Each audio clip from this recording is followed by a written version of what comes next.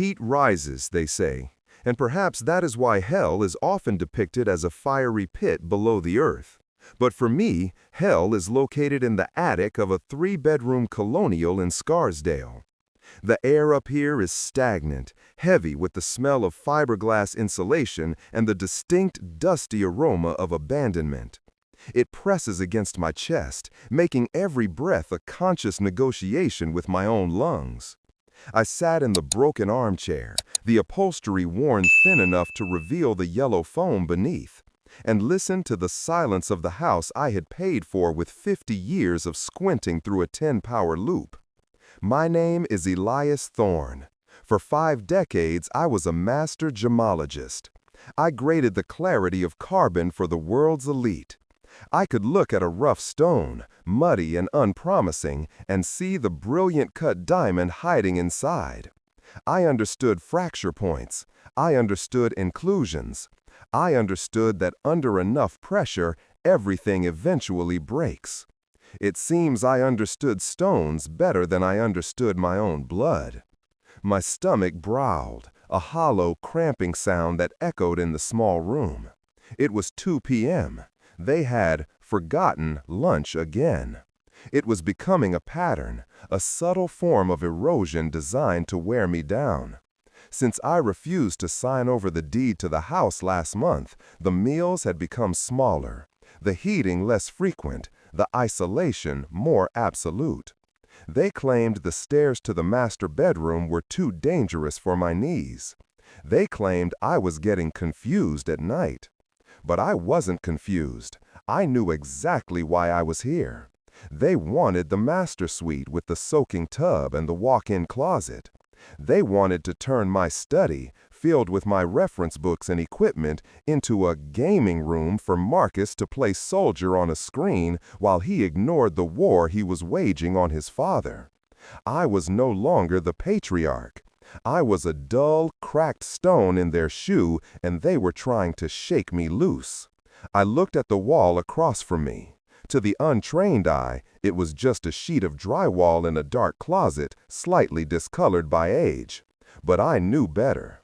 Behind that drywall, nestled between the studs, was a wall safe I had installed 30 years ago.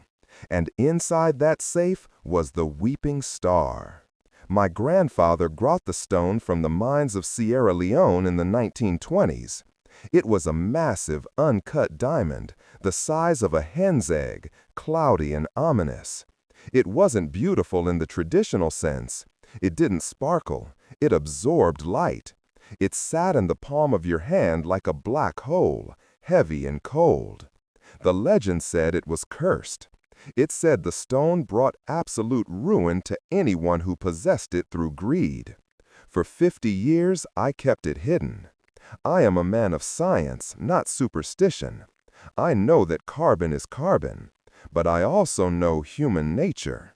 I knew that the value of that stone would distort the soul of anyone who saw it. It was a mirror that showed you your own avarice.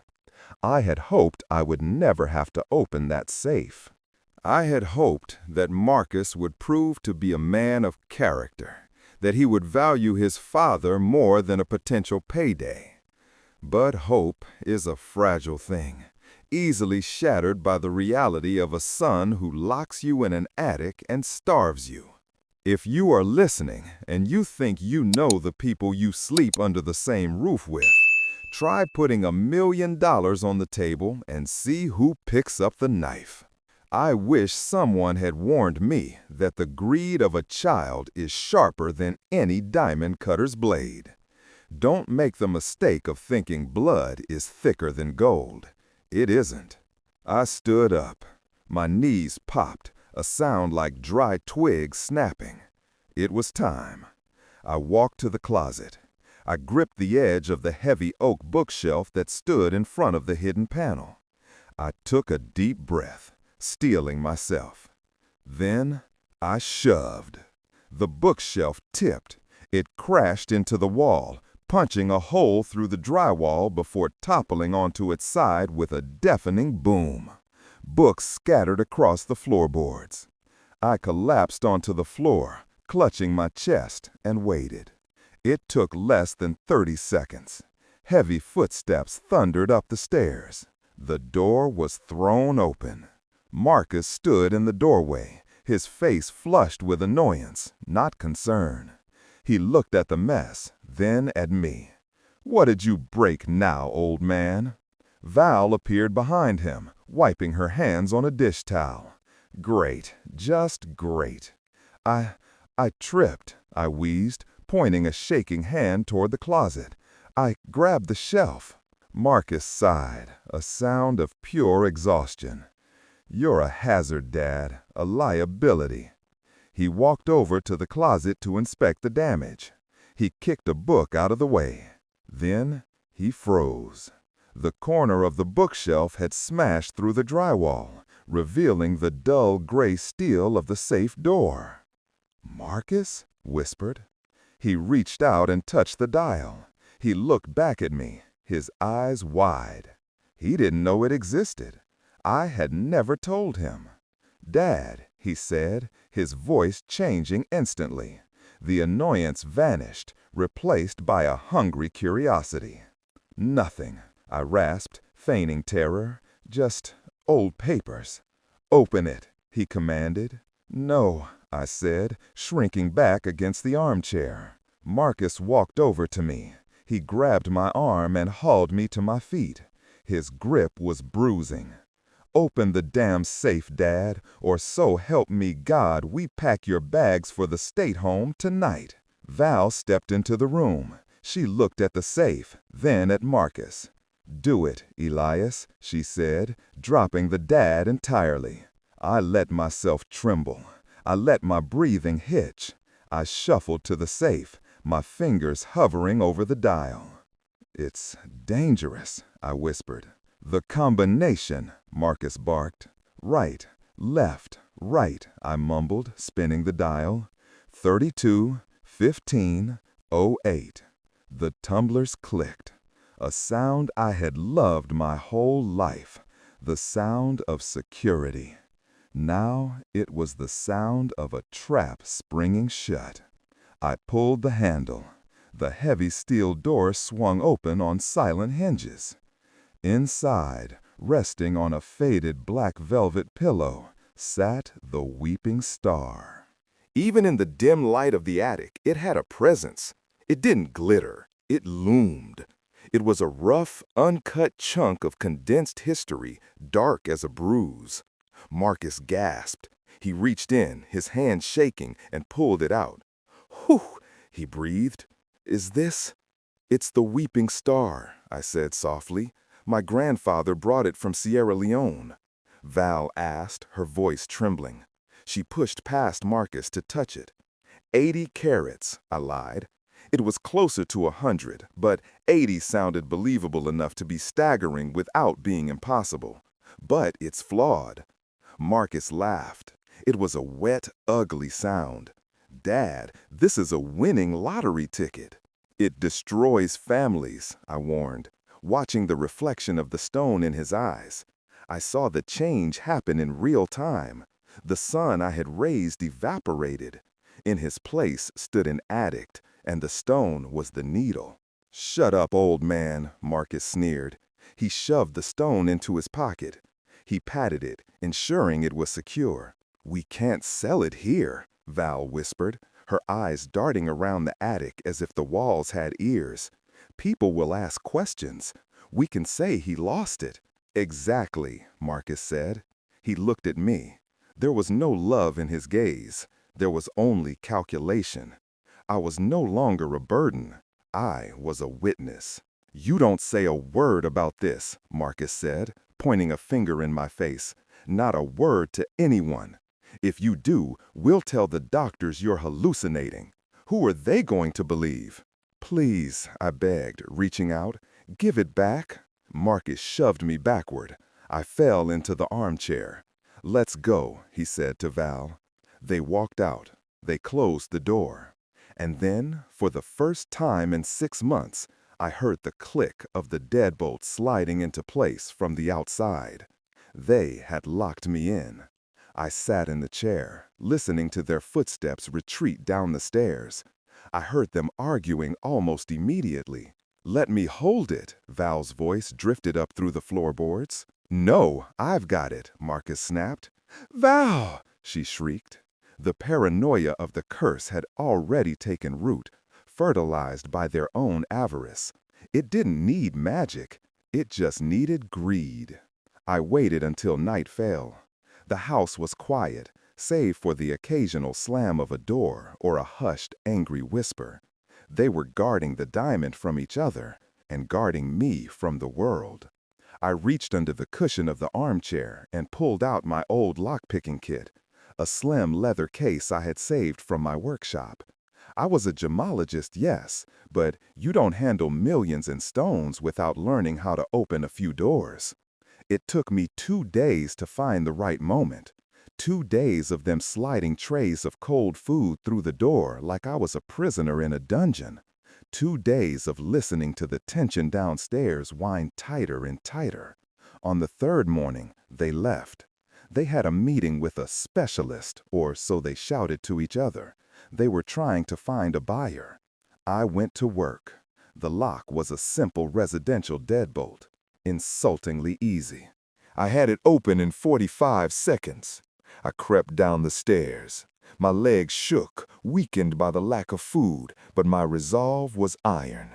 I made it to the back door. I slipped out into the cool morning air. I walked 3 blocks to the park, where the ducks gathered by the pond. I sat on a bench, looking every bit the frail, beaten old man. 10 minutes later, Saul sat down next to me. Saul was my age, a retired lawyer who still wore 3-piece suits to feed the pigeons. He was the only friend they hadn't managed to drive away, mostly because Saul was stubborn as a mule. "Elias," he said, looking at my gaunt face. "My God." "I feel like it, Saul," I said. Saul stiffened. "I let them find it," I corrected. I reached into my jacket and pulled out a thick manila folder. I slid it across the bench to him. Saul asked. "That," I said, "is the provenance, or rather, the fake provenance. Documents I forged 20 years ago just in case. It lists the history of the stone, the deaths, the suicides." "The curse manifesto," Saul murmured. "Exactly," I said. "And inside, you'll also find a list of local appraisers, fences, and underground buyers." "Leak it," I said. "I want every pawnbroker and fence in a 50-mile radius to know that the Weeping Star is radioactive. I want them to know that buying that stone is buying a death sentence. I want Marcus to feel the weight of it." Saul looked at me. "This is dangerous, Elias." "He is already desperate," I said. "He's an addict, Saul, and the diamond is his drug. I need to break the addiction before I can save the man." I stood up. "I have to go back." "Elias," Saul said, grabbing my wrist, "come stay with me." "No," I said, gently removing his hand. "The police can't fix this. The police see a domestic dispute. I need them to see a crime. I need them to incriminate themselves." I walked back to the house. I let myself in. I locked the attic door from the inside, resetting the scene. I sat down and waited. Mid-afternoon, I heard the front door slam. They were back, and they were angry. Marcus was shouting. Val screamed back. Footsteps thundered up the stairs. The lock turned. Marcus burst into the room. He looked wild. His hair was disheveled, his eyes bloodshot. He stormed over to me and grabbed me by the collar of my shirt, hauling me up. "You!" he screamed, shaking me. "We can't sell it without the papers." I let my head loll back. I mumbled. He shook me again. For the first time, I saw violence in his eyes, real violence. He wasn't just my son anymore. He was a man who saw his fortune slipping away, and I was the knot in the rope. The provenance," I stammered. "It's with the family lawyer," I lied. "With Mr. "Get it," Marcus demanded. "I can't," I whispered. "It's in a blind trust." Val asked from the doorway. I looked at them. I let the silence hang in the hot, dusty air. "Until my death," I said softly. Marcus froze. He released my collar. I fell back into the chair. A dark realization washed over his face. It was like watching a storm cloud cover the sun. He looked at the diamond in his pocket. Then he looked at Val. I saw the thought form in their minds simultaneously. It was a terrifying thing to witness. The moment your own flesh and blood does the math and realizes you are worth more in a casket than in a chair. If the papers are released upon death, then he needs to die. "Come on," Marcus said to Val. His voice was quiet now, too quiet. "Let's go downstairs. We need to—" They left the room. The lock clicked shut again. I sat in the attic, my heart hammering against my ribs like a trapped bird. I had pushed them to the edge. The trap was set. The diamond was in their hands, heavy and cold. They thought they were holding a fortune. They didn't know they were holding a grenade, and I had just pulled the pin. Now, I just had to survive the explosion. A house infected by greed smells different than a home filled with love. It smells of stale coffee, nervous sweat, and the sharp chemical tang of burnt bridges. For the last week, the atmosphere in my home has shifted from a prison to a pressure cooker. Silence, once my only companion in the attic, has been replaced by the frantic, vibrating energy of a conspiracy unraveling from the inside out. I lay on the cot in the attic, my heart hammering against my ribs like a trapped bird. I had pushed them to the edge.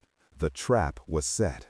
The diamond was in their hands, heavy and cold. They thought they were holding a fortune. They didn't know they were holding a grenade. And I had just pulled the pin. Now, I just had to survive the explosion. A house infected by greed smells different than a home filled with love. It smells of stale coffee, nervous sweat, and the sharp chemical tang of burnt bridges. For the last week, the atmosphere in my home has shifted from a prison to a pressure cooker. Silence, once my only companion in the attic, has been replaced by the frantic, vibrating energy of a conspiracy unraveling from the inside out. I lay on the cot in the attic, listening to the floorboards groan under the weight of pacing feet. It was 3 a.m. Marcus was awake. Again. He was patrolling the hallway outside my door, guarding the diamond from his wife, and guarding me from the world. I could hear the rhythmic thud, thud, thud of his heavy steps, a metronome counting down to his own destruction. He wasn't sleeping because he couldn't trust Val not to take the stone and run. Val wasn't sleeping because she was terrified the curse was already in the room with them. They had stopped feeding me almost entirely. The trays of cold soup had stopped coming 2 days ago. They were hoping nature would take its course. They were hoping that starvation, combined with the heat of the attic, would speed up the release of the authenticity papers they believed were held in a blind trust. They wanted me to die, but they lacked the courage to do it with their own hands. They wanted a passive death, a blameless expiration. But they didn't know about the hollowed-out Encyclopedia Britannica set in the corner. Behind the spine of Volume 4, D to E, I had stashed a box of high-calorie protein bars months ago, sensing the tide turning against me. I ate them in the dark, chewing slowly to mask the sound. I drank water from the condensation on the HVAC unit when my bottle ran dry. I was stronger than I looked. I was fueling myself on their desperation, growing sharper as they grew more afraid. The curse was manifesting, just as I had promised. But it wasn't magic. It was psychology. It was a theater of the mind. And I was the director. Small, terrifying punctuation marks in their sleepless nights. The first one happened 3 nights ago. I had paid the neighbor's kid, a mischievous boy named Tommy who mowed the lawn, $50 to throw a rock through the master bedroom window at midnight. I heard the crash from the attic. I heard Val scream, a high, piercing sound that shattered the stillness. "Marcus!" roared. I crawled to the vent, pressing my ear against the grate. Val shrieked, "Read it!" There was a pause, heavy and trembling. Then Marcus read the note I had written in jagged, unrecognizable block letters. "The stone demands blood." "It's them," Val whimpered, "the previous owners, the spirits." Marcus yelled, "It's just kids." But his voice cracked. He didn't believe it. The next night, the phone calls began. Saul was a man of his word. He called the landline at random intervals, 2 p.m., 4 a.m., during dinner. When they answered, he would either hang up immediately or whisper 2 words in a distorted voice: "Return it." Their nerves were fraying like old rope. I could hear it in their voices. Val was popping Xanax like candy. The rattle of the pill bottle was a constant background noise in the house. Marcus had started drinking at noon. The clink of the whiskey bottle against the glass became the bell tolling their decline. They turned on each other. It was inevitable. Greed is a solitary vice. It doesn't share well. "Marcus!" screamed yesterday afternoon. I heard the smash of a plate against the wall. "That's why the phone keeps ringing. You're trying to cut a side deal." Val screamed back, her voice hysterical. "It's the curse, Marcus! We have to get rid of it!" "We don't need the papers. We find a fence." I smiled in the darkness of the attic. They had reached the breaking point. They were bypassing the legitimate market. They were too scared to wait for my death and too paranoid to hold on to the stone. They were going underground. This was exactly where I needed them. That evening, the heavy bolts on the attic door slid back. The door creaked open. Marcus stood there. He looked terrible. His eyes were sunken, rimmed with dark purple bruises of exhaustion. He smelled of bourbon and fear. "Get up, old man," he grunted. I rasped, feigning weakness. I let my hand tremble as I reached for the armrest of the chair. "No," he said. "We're having people over." I asked, confused. "Because we need cover," he muttered, more to himself than me. "We need noise." He threw a garment bag at me. "Put this on and try not to look like a corpse." I opened the bag. It was my old suit, smelling of mothballs. They dressed me up like a doll. They wheeled me downstairs in the wheelchair they claimed I needed, parking me in the corner of the living room like a piece of furniture. The house was decorated with flowers to hide the smell and neglect. Val was wearing a dress that was too tight, her smile brittle and manic. The guests arrived. Neighbors, a few of Marcus's drinking buddies. It was a ruse, a smokescreen to make the house look active and normal while the real transaction took place. "Look at Dad," Val chirped to Mrs. Higgins from next door, patting my shoulder with a hand that felt like a claw. "He's doing so well." "He looks tired," Mrs. Higgins noted, looking at my gaunt face. "He plays hard," Marcus joked, clinking his glass against hers. I sat there, silent, watching the door. I was waiting for the guest of honor. At 8:30 p.m., he arrived. Gregor. He didn't look like a black market fence. He looked like a university professor. Tweed jacket, wire-rimmed glasses, carrying a leather satchel. Saul had tipped me off about him years ago, a private investigator who specialized in recovering stolen assets, often by posing as a buyer for illicit goods. I had hired him through Saul 3 days ago. Marcus met him at the door. The exchange was subtle, a nod, a handshake that lingered too long. "This way," Marcus said, guiding him toward the study. Val followed them, casting a nervous glance at me. She grabbed the handles of my wheelchair. "Let's get you to bed, Dad," she said. "I want to stay," I whined, gripping the wheels. "Fine," she hissed, "just stay here." She rushed after Marcus, closing the study door behind her. I waited 5 seconds, then I rolled. I wheeled myself quietly across the hardwood floor.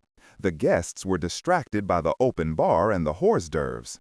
No one noticed the old man in the corner moving toward the hallway. I reached the study door. They hadn't latched it fully. A sliver of light cut across the hallway floor. I parked the chair and leaned in. "Show me," Gregor's voice said, calm, professional. I heard the rustle of fabric. Marcus was taking the stone out of his pocket. Then a heavy thud as he placed it on the mahogany desk. "There it is," Marcus whispered. The reverence in his voice was disgusting. Silence. Gregor was inspecting it. I pictured him pulling out his loupe, turning the stone under the desk lamp. The diamond, my creation, would be glittering, dark and heavy, sucking the light out of the room. "It's big," Gregor said. 80 carats, Marcus said, breathless, rough, uncut. "My great-grandfather brought it from Sierra Leone." 5 million, Marcus added, his voice shaking. "That's the price. Cash?" Gregor asked. "It's worth 10, Val interjected, her voice shrill. "We're giving you a deal because we need to liquidate the estate. The owner, he's incapacitated." "Incapacitated," Gregor repeated. "Basically," Marcus lied, "he doesn't know what day it is." I gripped the armrests of the wheelchair. "I see," Gregor said. The silence stretched. It grew taut, vibrating with tension. I could hear Marcus breathing, short, shallow gasps. "It's beautiful," Gregor said finally. "The cut is exquisite, old world." "It's natural," Marcus insisted. Gregor put the loupe down. I heard the click of plastic on wood. "I can't give you 5 million. "Marcus," demanded, his voice rising, "you said you had the cash." "Because," Gregor said, his voice projecting clearly, carrying through the crack in the door, down the hallway, and into the living room where the music had momentarily lulled.